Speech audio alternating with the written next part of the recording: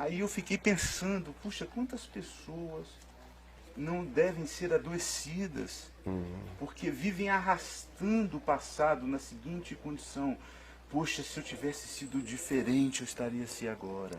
Ou se eu tivesse casado com aquele namorado que queria, ele passou num concurso tal, eu estaria melhor do que isso. Ou se eu tivesse estudado direito ao invés de medicina, eu estaria mais feliz, e assim vai.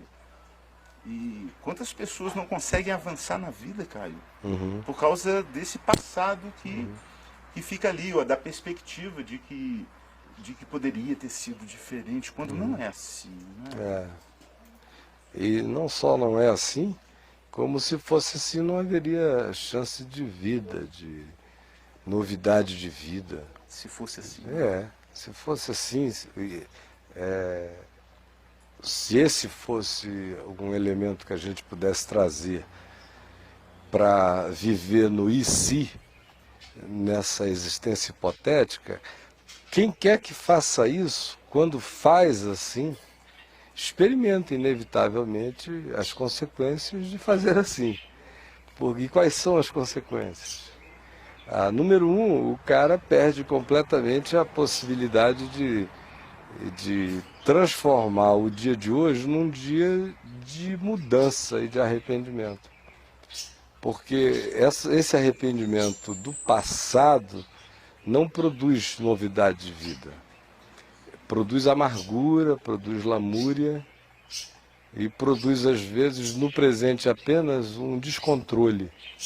Porque a referência do passado, buscada na hora errada, às vezes coloca o indivíduo num caminho de desvio da própria rota do momento, da faixa etária, da nova hora, e contamina tudo o que existe ao redor dele de bom. Porque quem é que pode concorrer com a fantasia do e se? Que marido dá conta do e se eu tivesse casado com aquele outro namorado? O e se é o diabo. O e se é pura fantasia. O e se não existe, mas tem um poder desgraçado. E amargura as pessoas que estão à volta, cega o indivíduo para perceber o que ele tem, tira do coração dele a gratidão pelo hoje, o afasta do significado do dia chamado hoje. Ontem alguém aqui me perguntou sobre arrependimento do passado. Aí eu falei que há coisas no meu passado que eu faria diferente. Mas eu não me arrependo do passado porque não adianta. O único arrependimento que adianta é no dia chamado hoje. É agora.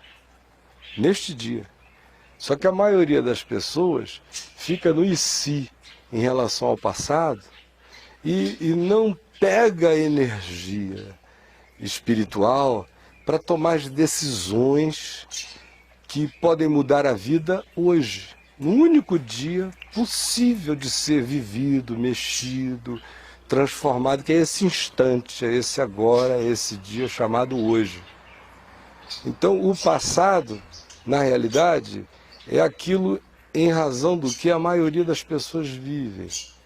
Há uns 15 anos atrás, mais ou menos, eu li uma pesquisa que dava conta de que 70% das pessoas, aliás, a maior parte das pessoas gastavam cerca de 70% da energia delas, na média, pensando no passado, arrependendo-se do passado, brigando consigo mesmas em relação ao seu passado, ou com saudade do passado, ou lamentando o que quase foi e não se tornou, ou gemendo por burrices, supostas burrices. Meu Deus, eu devia ter pegado aquela trilha e não peguei aquela trilha. Aí as conjecturas do e se eu tivesse ido, talvez hoje eu não estivesse assim, aí vai dando raiva de si mesmo, raiva de quem convidou para vir para cá, raiva de tudo. Então, 70% da energia a maioria das pessoas investem no e se. Aproximadamente apenas 5% no que seja projeto para futuro, e 20% são contingenciados para lidar com as coisas inevitáveis do presente. A gente tem que lidar com isso, então é aquela energia de rabo de lagartixa cortado, cheio de trimelique e só isso, não é? E 5% de projeção, de projeto para o futuro. Mas os 25% gastos no presente é tarefa de apagamento de incêndio, de angústias e aflições das emergências. E a energia que sobraria para ser produtivo hoje, construtivo agora, ser prospectivo no que eu estou fazendo hoje em relação ao que pode ser amanhã, nas duas únicas dimensões de tempo, de existência que eu tenho para viver, que é o dia chamado hoje, e o amanhã que não é, mas se o hoje for bem vivido, ele chegará.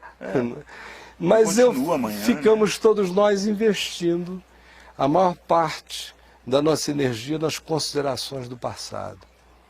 E eu gostei quando eu li aquela entrevista há uns 15 anos, aquela estatística há uns 15 anos atrás, porque eu praticava isso assim de uma maneira involuntária, não pré-determinada, não pensada. E às vezes que alguém dizia, mas poxa, você lida com as coisas do passado de uma maneira muito diferente, porque você faz as avaliações críticas e às vezes até meio perversas contra mim mesmo.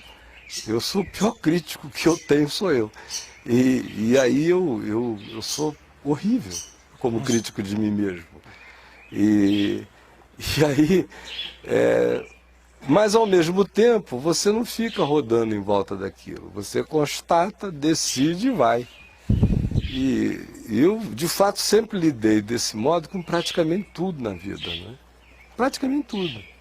Do contrário, eu não teria sobrevivido, não teria chegado até aqui com o mínimo de saúde humana, de sanidade mental, de nada disso.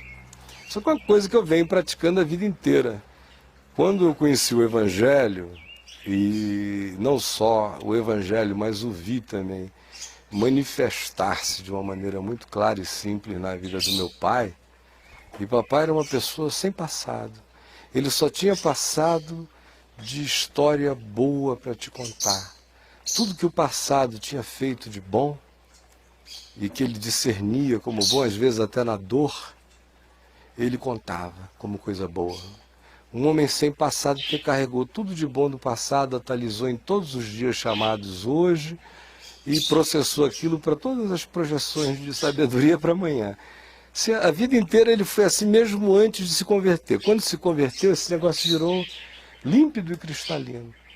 De modo que muitas vezes eu via pessoas assim da família chegando com ele, querendo levantar alguma coisa, muito de reminiscências negativas. E ele dizia, não, isso só vale a pena se tiver lhe trazido uma boa lição hoje. Se não tiver lhe trazido nenhuma ainda, pense sozinho nisto e aproveite.